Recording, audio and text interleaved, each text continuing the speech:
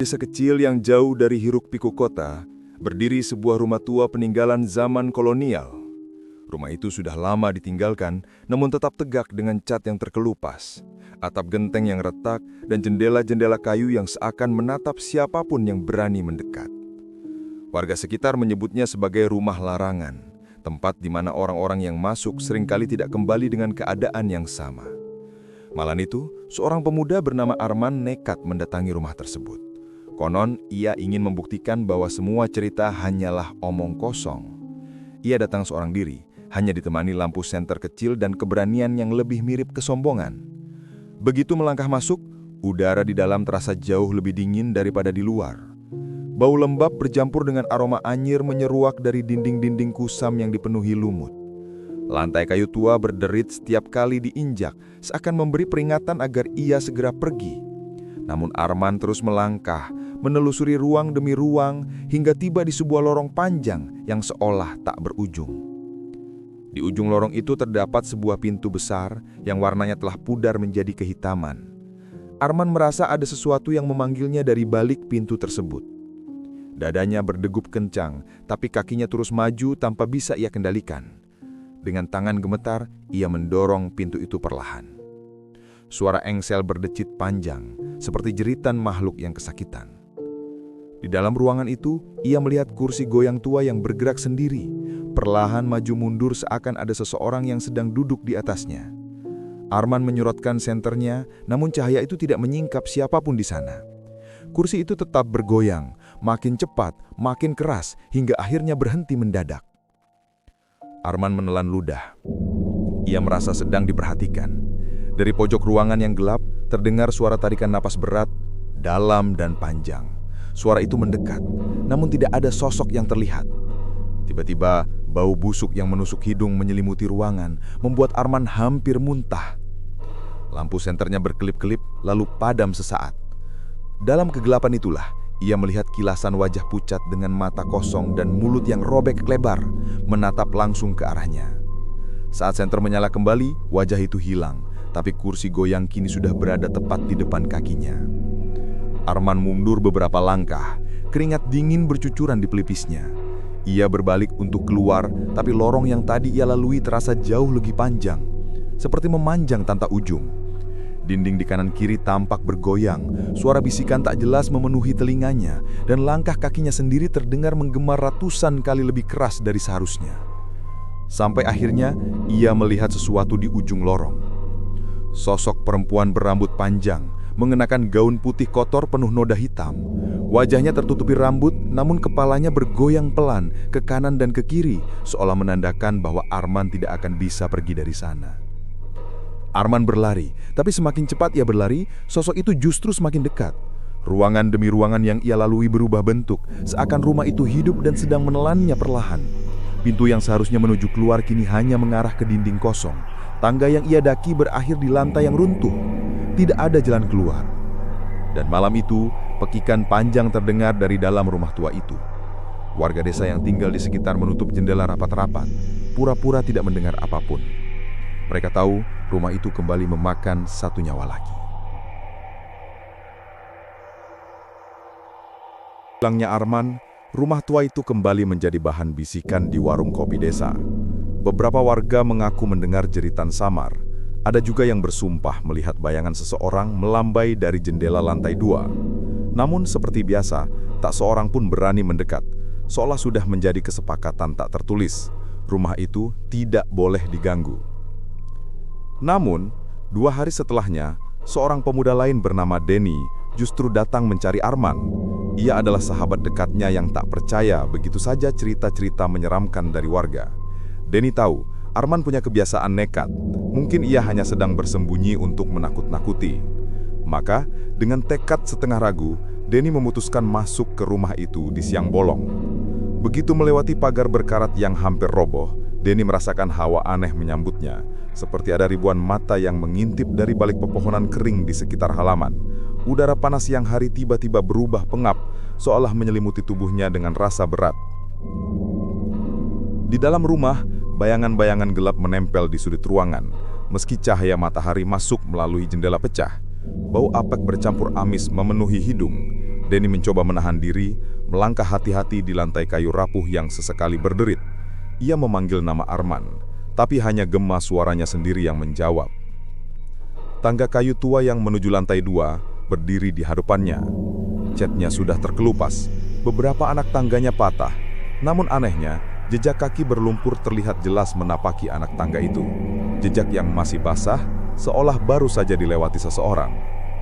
Denny mengikuti jejak itu dengan rasa penasaran bercampur takut. Setiap langkah membuat bulu kuduknya semakin merinding. Sesampainya di lantai 2, lorong panjang menyambutnya. Sama seperti yang dilalui Arman malam itu.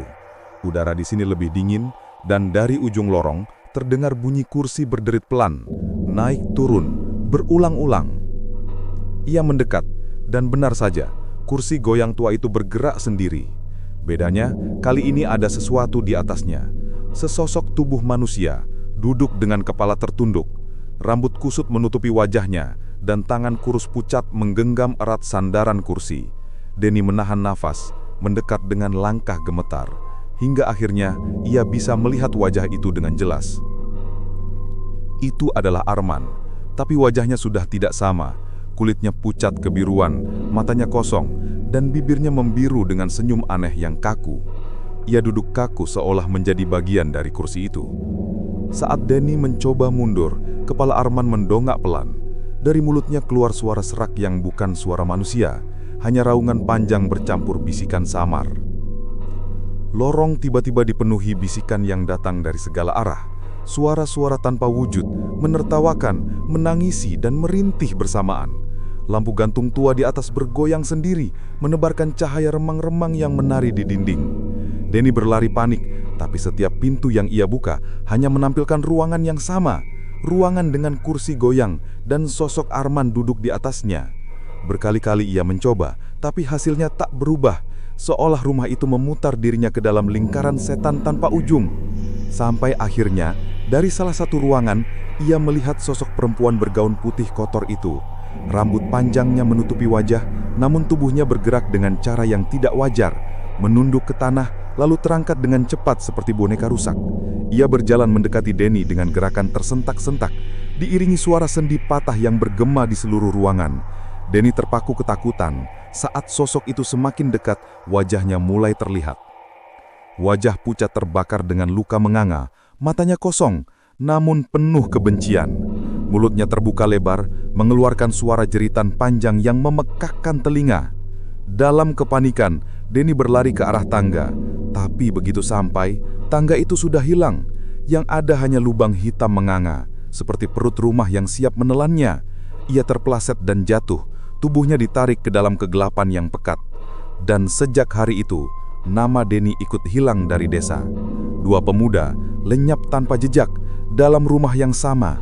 Warga desa semakin yakin rumah itu tidak hanya berhantu, tapi juga hidup, memangsa siapapun yang berani masuk. Kabar hilangnya dua pemuda membuat desa itu semakin dicekam ketakutan. Warga menutup diri, enggan membicarakan rumah tua itu terlalu lama, seakan sekadar menyebutnya bisa mengundang malapetaka. Namun larangan dan ketakutan justru membuat rasa penasaran sebagian orang semakin besar. Beberapa hari setelah kejadian itu, seorang ustadz muda bernama Rahmat datang ke desa tersebut. Ia ditugaskan membantu kegiatan keagamaan di masjid desa.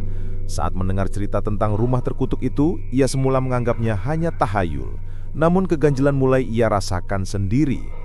Pada malam-malam tertentu, terutama menjelang tengah malam, suara azan samar terdengar dari arah rumah tua itu. Bukan azan yang indah, melainkan lantunan sumbang, parau, dan bergetar, seolah berasal dari tenggorokan yang rusak. Suara itu membuat orang yang mendengarnya merinding dan tak bisa tidur. Rahmat merasa terpanggil untuk mencari tahu. Dengan membawa senter dan tasbih, ia memberanikan diri mendekati rumah itu. Dari luar, rumah tersebut terlihat jauh lebih besar daripada yang dibayangkan. Pohon-pohon kering di sekitarnya menjulang seperti tangan hitam yang siap meraih siapapun yang masuk. Udara dingin membungkus tubuh, membuat napasnya keluar dalam kabut putih tipis. Begitu melangkah masuk, Rahmat membaca doa dalam hati. Namun doa itu serasa tertelan hampa. Suara berbisik segera terdengar semakin jelas dari setiap sudut ruangan. seperti ratusan orang berbicara bersamaan, tapi tak satu pun kata yang bisa dipahami. Di ruang tamu, ia melihat sesuatu yang membuat langkahnya terhenti. Di dinding kusam yang penuh retakan, terdapat puluhan coretan tangan berwarna hitam. Coretan itu membentuk simbol-simbol aneh, melingkar dan bertumpuk seperti ritual kuno. Beberapa coretan bahkan terlihat basah, seolah baru saja dibuat. Rahmat menyusuri lorong menuju tangga. Lantai kayu berderit dan setiap kali ia menoleh ke belakang, bayangan hitam samar tampak mengikuti, mendekat namun menghilang saat disorot senter. Di lantai 2, ia menemukan sebuah pintu kamar yang terbuka setengah. Dari dalam terdengar suara tangisan lirih seorang perempuan. Ia melangkah mendekat dengan hati-hati, pintu itu bergoyang pelan lalu terbuka lebar. Di dalamnya terlihat ranjang tua berdebu dengan sprei sobek, dan di atasnya seorang perempuan duduk membelakangi. Rambut panjang menutupi wajahnya, bahunya berguncang seiring tangisan. Rahmat mencoba menahan rasa takut, tapi tubuhnya gemetar. Saat ia melangkah lebih dekat, perempuan itu berhenti menangis. Kepalanya perlahan menoleh ke belakang, lebih jauh dari batas normal manusia. Wajah pucat penuh luka menatap Rahmat dengan mata kosong yang memerah. Mulutnya terbuka lebar hingga pipinya robek. Jeritan melengking memenuhi kamar membuat kaca jendela pecah bersamaan. Angin dingin menerpa membawa bau busuk yang menusuk. Rahmat terhuyung menutupi telinganya, tapi suara itu menusuk langsung ke dalam kepala. Tiba-tiba, dari bawah ranjang, tangan-tangan hitam kurus menjulur meraih kakinya, menariknya dengan kekuatan yang tak seharusnya dimiliki makhluk manusia. Rahmat berusaha melepaskan diri, namun semakin ia melawan, semakin kuat cengkraman itu. Dalam kepanikan, ia menoleh dan di sudut kamar, ia melihat sosok Arman dan Denny berdiri diam, dengan wajah pucat berbiru dan mata kosong. Mulut mereka bergerak seolah ingin bicara, namun yang keluar hanyalah bisikan panjang yang bercampur dengan suara tangisan perempuan itu. Rahmat mencoba membaca doa keras-keras, namun suaranya tercekak. Lidahnya terasa kaku, seakan ada yang menahannya dari dalam. Bayangan hitam mulai merayap di dinding, menutup cahaya senter, menyelimuti kamar dalam kegelapan pekat. Dan saat kegelapan itu menelan segalanya, Rahmat hanya sempat merasakan dingin yang menusuk tulang, lalu tubuhnya seakan jatuh ke dalam ruang hampa yang tak berujung. Keesokan paginya, tasbih Rahmat ditemukan di halaman rumah tua itu, basah oleh darah yang sudah mengering. Namun jasadnya tak pernah terlihat lagi. Rumah itu kini telah menelan 3 jiwa, dan bisikan tentang kutukan yang menempel padanya semakin menguat. Warga yakin rumah itu bukan hanya tempat tinggal biasa, melainkan pintu ke sesuatu yang jauh lebih gelap. Setelah 3 orang hilang tanpa jejak, rumah tua itu menjadi terlarang sepenuhnya. Tidak ada warga yang berani mendekat, bahkan sekedar melintas di depannya pada siang hari pun mereka enggan. Namun, cerita yang beredar justru sampai ke telinga seorang peneliti supranatural dari kota bernama Surya. Berbekal kamera, alat perekam suara, dan keyakinan bahwa semua fenomena bisa dijelaskan dengan logika, Surya mendatangi rumah itu. Warga desa sudah memperingatkannya, tapi ia hanya tersenyum, menganggap ketakutan mereka sebagai buah dari mitos lama. Baginya, kebenaran harus dicari, sekalipun harus masuk ke tempat yang dipenuhi cerita kematian. Malam itu, Surya menyiapkan semua alatnya. Kamera dipasang di beberapa sudut ruangan, perekam suara diletakkan di tangga, dan sebuah kamera genggam ia bawa masuk ke kamar di lantai 2. Awalnya hanya suara angin yang terekam, lantai berderit, debu beterbangan, semuanya terlihat biasa. Tapi perlahan, suasana mulai berubah. Alat perekam menangkap suara-suara aneh, bukan sekedar bisikan, melainkan jeritan samar, tangisan anak kecil, dan lantunan azan sumbang yang pernah didengar warga. Kamera di ruang tamu merekam kursi goyang bergerak sendiri, maju mundur tanpa henti. Di dapur, sebuah panci tua jatuh menghantam lantai tanpa sebab. Namun yang paling mengejutkan, kamera di lorong menangkap sosok samar. Seorang perempuan bergaun putih kotor berjalan pelan, kepalanya menunduk, rambut panjang menutupi wajah. Gerakannya tersentak-sentak, seolah tubuhnya dipaksa bergerak oleh sesuatu yang tak terlihat. Saat sosok itu mendekati kamera, wajahnya menoleh dan layar langsung gelap. Surya yang masih berada di lantai 2 mulai merasakan sesuatu. Suhu ruangan mendadak turun drastis, nafasnya membentuk kabut putih. Ia mendengar suara kursi goyang padahal ruangan itu kosong. Lampu senternya berkelip dan dari balik kaca jendela retak, ia melihat bayangan Arman, Denny dan Rahmat berdiri kaku di halaman. Mereka menatap lurus dengan wajah kosong dan bibir biru. Surya berusaha keluar, namun setiap pintu yang ia buka hanya membawanya ke ruangan yang sama, kamar dengan ranjang tua dan noda darah di lantainya. Ia mencoba menandai pintu dengan kapur, tapi setiap kali ia kembali, tanda itu menghilang. Rumah itu benar-benar menelan arah dan waktu. Puncaknya terjadi saat ia kembali ke lorong panjang. Semua lampu kamera padam bersamaan. Dalam kegelapan, terdengar derap kaki ratusan orang mendekat dari segala arah. Suara tangisan, jeritan dan tawa bercampur menjadi satu, menggema seperti berasal dari perut rumah itu. Tiba-tiba, lorong dipenuhi sosok-sosok hitam tanpa wajah. Mereka bergerak cepat, melayang, merayap di dinding, meraih tubuh Surya. Dari ujung lorong, perempuan bergaun putih muncul. Kali ini jelas, wajahnya hancur, penuh luka bakar, mata kosong menatap tajam, dan mulutnya terbuka lebar, mengeluarkan suara jeritan panjang yang memecahkan kaca dan mematikan semua alat rekam. Surya berteriak, mencoba melawan, namun kamera terakhir yang ia genggam hanya merekam gambar samar. Tangannya ditarik kegelapan, wajahnya terdistorsi oleh bayangan-bayangan hitam. Lalu, layar kamera mendadak gelap total. Keesokan paginya, warga menemukan kamera-kamera itu berserakan di halaman rumah tua. Semua alat rusak, namun satu rekaman masih bisa diputar. Di dalamnya, terdengar jelas suara jeritan Surya diikuti bisikan panjang yang berulang-ulang menyebut satu kalimat.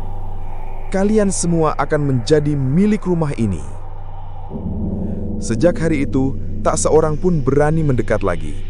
Rumah tua itu dibiarkan membusuk, dikelilingi pagar bambu yang dipaku warga agar tidak ada orang luar yang masuk. Namun, pada malam-malam tertentu, dari arah rumah itu masih terdengar kursi goyang berderit, tangisan panjang, dan suara ketukan pintu.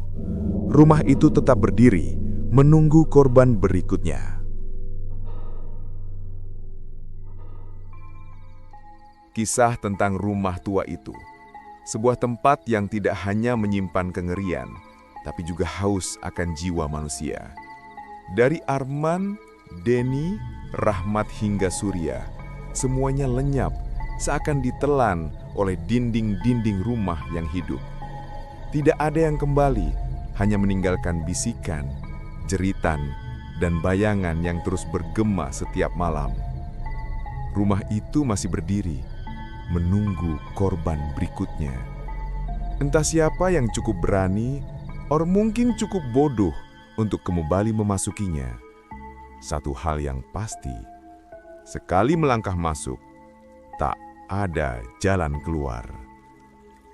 Terima kasih sudah